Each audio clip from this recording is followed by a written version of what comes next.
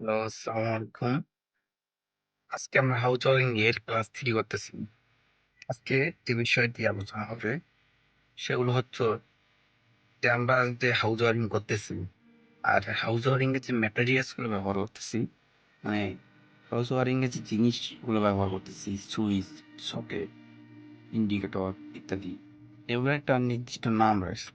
ঠিক আছে? এই নামগুলো সম্পর্কে আজ আমরা জানবো যে কোন অ্যাপ্লায়েন্সটার, কোন ইকুইপমেন্টটার নাম আসলে কি হবে। ঠিক আছে? এটা আসলে আমাদের ক্লাস 2 তে জানার কথা ছিল। কোনো কারণে এই ভিডিওটা আমি আপলোড করতে পারিনি।